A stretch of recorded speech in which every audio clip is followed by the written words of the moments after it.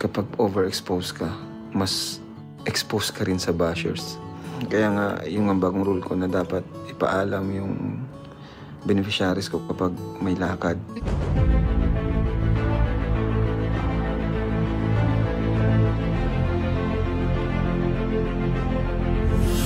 Ayun, shoutout guys, muli po, welcome to my YouTube channel. Ito po si Kuya July, ang inyong katugang, ang inyong kalingap na muli na namang bumabati po sa inyo ng magandang araw, magandang gabi.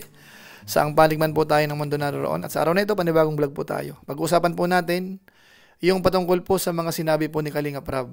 Ito po ay related po sa mga scouters at saka po yung bagong rules ho, yung idinagdag niya. At dito ho, mukhang marami hong masasagasaan po dito. Kaya sana ho, maintindihan po natin ang buo ito para mawala ho yung mga nagiging problema po sa Team Kalingap. Lalo na po yung mga patungkol po sa mga beneficiaries, mga Kalingap Angels, at yung may mga love team po. So maya-maya po yan ng konti. Pero bago po yun, paalala muna si Kuya July. Baka sakaling meron pa po ditong hindi nakasubscribe sa ating YouTube channel. Huwag natin kalimutan, July Paunil. Tapos pakipindot lang po yung notification bell button para updated po tayo sa aking mga ina-upload. Tapos meron po tayong Facebook page, July Paunil 2.0. Pwede naman po nating i-follow at saka po pwede rin i-like yung mga nandyan po sa channel natin. So maraming salamat po. At kung okay lang ho, Kalingap Rab, Kuya Bal Santos Matubang, masuportahan din po natin. At pwede naman pong isama yung mga Lingap partners. Kasama po kami doon, mga kabayan po natin. So maraming salamat po. Ngayon tuloy na po tayo. Pag-usapan na po natin yung ilan po sa mga binanggit po ni Kalingap Rab habang nasa Maynila po si Rab po dito, mga kabayan po natin. At doon sa kanyang live stream po, mukhang seryoso ho yung mga binanggit niya. Talagang napaka-practical ho yung mga napakinggan ho natin at mukhang marami hong masasagasaan po dito. Ano po, sino-sino ang mga po pwedeng masagasaan dito? Isa na po dyan yung mga scouters, tapos mga K-boys, ilang mga link-up partners, tapos yung mga nagme-message sa mga beneficiaries, nakikipag-chat. Tatamaan ho tayo dito, mga kabayan po natin. At yung mga nag-i-invite mismo na kung saan ho hindi na nagpapaalam po kay Kalingap Rab. So medyo mahalaga po yan, mga kabayan po natin, at napansin na po yung Kalingap Rab po sa ngayon. So siguro ho, para hindi na magtagal, umpisa na po natin. Unahin muna natin sandali, ano ho ba yung rules na idadagdag po ni Kalingap Rab? Pakinggan po natin. Mag-add ako ng rules sa dito sa Kalingap, no? Kasi may mga kasi, kumbaga, gusto kong mas maprotektahan ang beneficiaries ko. Gusto ko silang mas naprotektahan. So, naisip kong rule is sa bawat bawat kalingap na mag-i-invite sa Kalingap Angels ay dapat magpapaalam sa akin. No? Bawat K-boys or kung sino man na kalingap na mag-i-invite sa kanila, syempre dapat alam ko yan palagi. Kasi minsan merong mga invitation na hindi ko alam. Syempre, beneficiaries ko yun. Tapos kalingap pa yung nag-invite. So kung may anong nangyari, ko yun, cargo ko yun, di ba? Pero kung hindi kalingap, like mga okay lang kasi di naman kalingap yung nag-invite eh. Like halimbawa ay mga classmates or kamag-anak, okay lang yun. Pero kung mga sponsor, yan, nasa umbrella pa rin siya ng Kalingap. So dapat paalam yan sa akin palagi.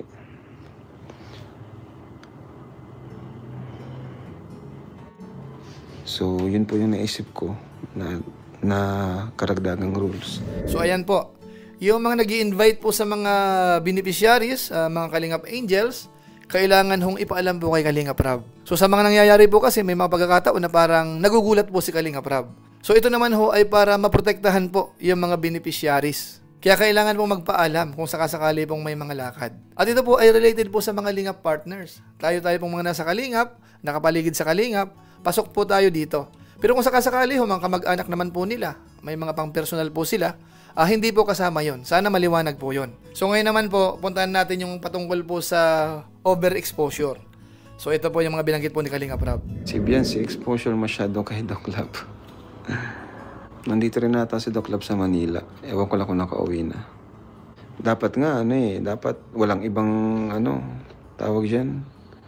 Ang pwede lang mag-message sa Kung ano ba, may collab team yung beneficiary ko, ang pwede lang mag-direct message sa kanya, dapat yung collab team niya lang. Hindi ibang K-boys or kung sino man. Para tahimik yung buhay. Parang ganun. Kumbaga, trabaho lang tayo. Doon lang tayo sa trabaho. Focus tayo sa trabaho, hindi yung mga kung ano-ano man gimmick or ano. Kumbaga yung beneficiary natin, alagaan natin.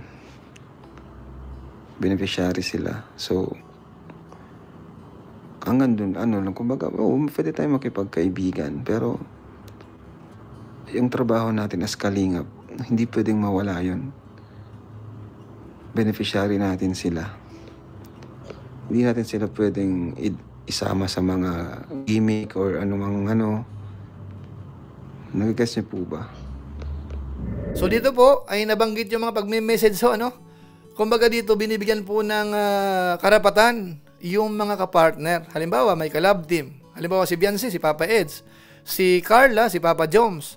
Si Joy, kung sakasakaling matutuloy yung Fran Joy, di si Fran. So anong ibig sabihin po dito ni Kalinga Prab, mga kababayan po natin? Sila ho ay okay lang na makipag-usap doon sa mga kapartner nila. Pero kung sino-sino po sa nakapaligid po dyan, hindi po pwede, mga kababayan po natin. Ano ho kaya ang dahilan? Alam nyo po kasi paminsan-minsan, nalalaman ni Kalinga Prab na lang, nababas na yung mga ilan sa mga angels. Halimbawa, lumalabas sila, kung saan nagpupunta, ano mga ginagawa. Walang kaalam-alam si Kalinga Prab. Tapos nababas na sila at saka makakarating kay Kalinga Prab. So yun po ang gusto pong maiwasan po ni Kalinga Prab, na mabas ho yung kanyang mga beneficiaries, mga kabayan po natin. So sana ho nagkakaintindihan po tayo dito. Although ako po yung napapaisip ng konti. Kasi nga po si Kalinga Prab po ay nasa Maynila. Tapos si Eds naman po nandoon din. So parang iniisip ko rin po ng konti, hindi kaya nag-usap din yung dalawa.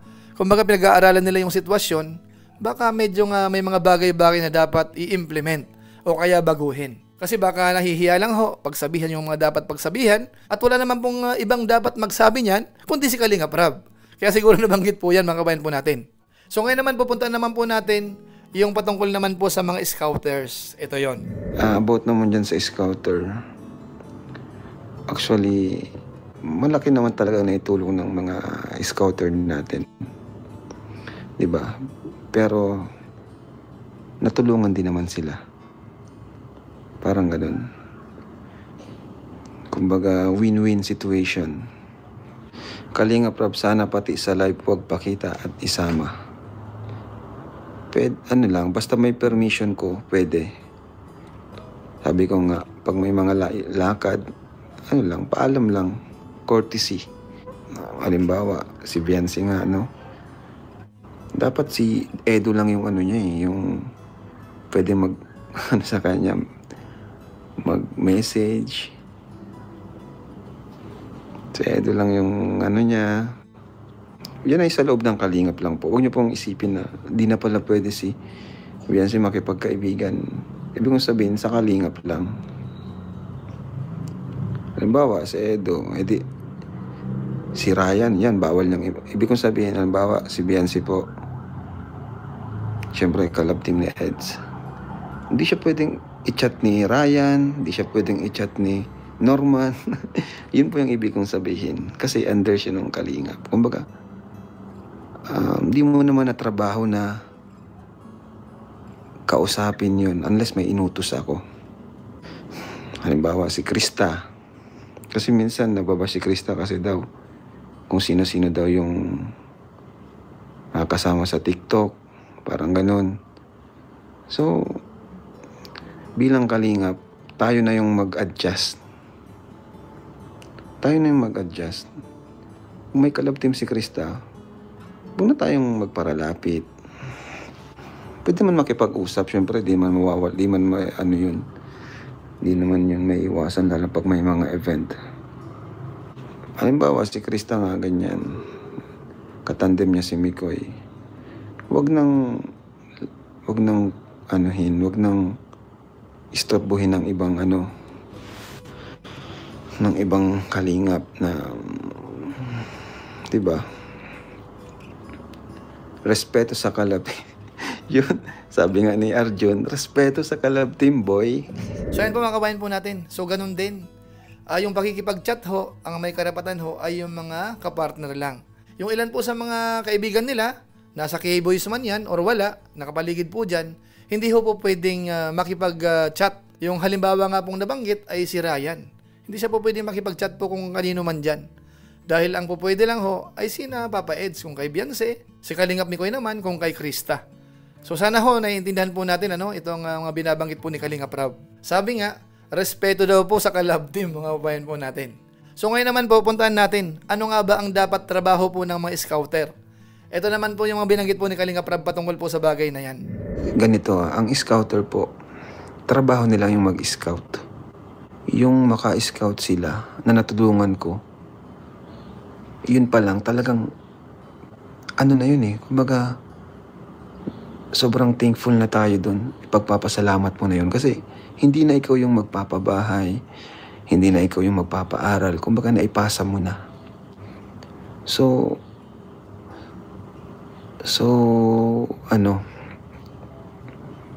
yung mga, yung pagpasa pa lang sa akin ng mga ng mga beneficiary, ano na yun, yun na yung kapalit ng pag-scout mo. Kasi unang-una, pinasok mo naman talaga ang Kalingap para tumulong, para makapag-scout. So, hindi mo pwedeng gawin na ikaw yung scouter. Sobra na yung laki na ng karapatan mo sa taong na-scout mo. Kasi unang-una, naging Kalingap ka para mag-scout. Para talagang kumbaga yun yung pinasok mo yun para talaga dun. Yung times na naipasa nila sa akin, kagaya ni Supermark, di ba? Yung naipasa nila sa akin yung kanilang mga scout, yun na yung happiness nila. Yun na yung fulfillment nila. Yun na yung tulong ko sa kanila. Yun na yung kapalit. Kasi hindi na sila yung magpapabahay. At parang natulungan na rin nila yung kanilang na-scout. No need ng iba pang Kumbaga hindi na kailangan ng ganti, hindi na kailangan ng utang na loob. Walang utang na loob po dun. Ito mo si Makmak po, no? Yung mga scout po niya, pag nailapit sa akin, masaya na siya na natulungan ko. Di siya di siya nagsasalita na may utang na loob sa kanila, kay Makmak yung kanyang mga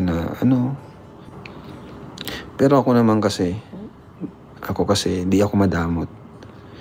Di po ako madamot, mga Kalingap. Alang-alang sa kagustuhan ko rin silang magka-views. Ayan, bilang scouter, may karapatan kang i-vlog yung iyong na-scout. But, hindi yung parang palagi na lang yun. Hindi yung palang paragi na lang ganun. Kasi, dyan tayo nababash ng ibang mga antay na hindi naman talaga tayo, kumbaga pinasok natin yung Kalingap para hindi maging